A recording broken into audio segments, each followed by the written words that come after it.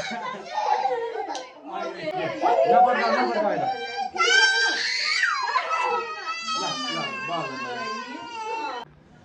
हे guys welcome back to my new video after long time पछि चाहिँ आज भिडियोमा आएको छु। आज चाहिँ मेरो छोरोको बर्थडे छ, त्यही भएर रुममा चाहिँ चट्ट लगाएर बर्थडे मनाउने भनेर गरेको। लगभग 2-3 साल भइसक्यो, 2 साल भइसक्यो होइन बर्थडे नमनाएको। त्यही भएर आज चाहिँ बर्थडे रुममै चट्ट बनाएर यहाँ सजाइदिइसक्यो बेलुन सेलुन फुकेर होइन।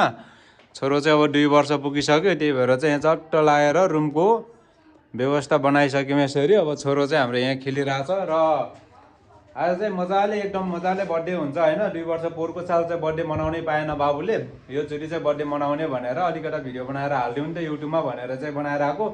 किनभने चाहिँ योभन्दा पहिलाको पनि भिडियोहरू छ होइन, बाबु जन्मिने बेलाको आजभन्दा 2 वर्ष पहिलाको भिडियोहरू पनि छ। र यो भिडियो हामीहरूले आजभोलि हेर्दा एकदमै मजा लाग्छ कि हेरेर चाहिँ यही भएर बाबुको बर्थडेको अहिलेको भिडियो पनि बनाएर राखिसकेपछि अब भ्युज आओस् नआओस् त्योसँग मतलब हुँदैन कि पछि चाहिँ हामीहरूले हेर्ने बेला चाहिँ एकदमै मजा आउँछ कि अलिकता बाबु 15-16 वर्ष पुग्यो भने होइन। त्यसपछि यो चाहिँ हाम्रो बाबुको फर्स्ट बर्थडे हो, पोहोरको बर्थडेमा भएन।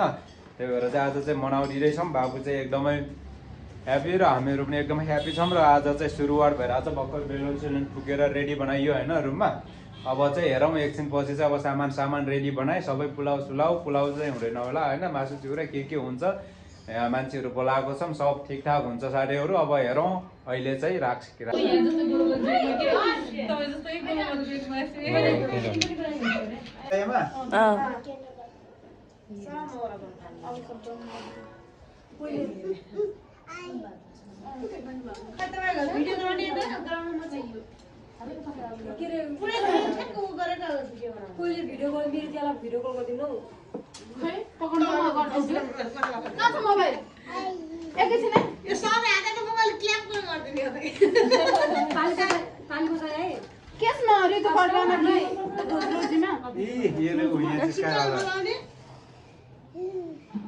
पहिला यो फुकेर यो जलाउने हो कि के हो?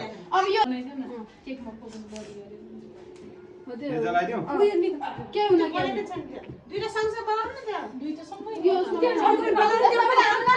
यस्तै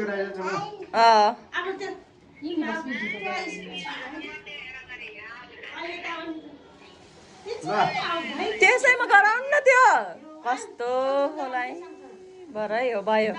happy birthday to you, happy birthday to you, happy birthday, happy birthday, happy birthday to you.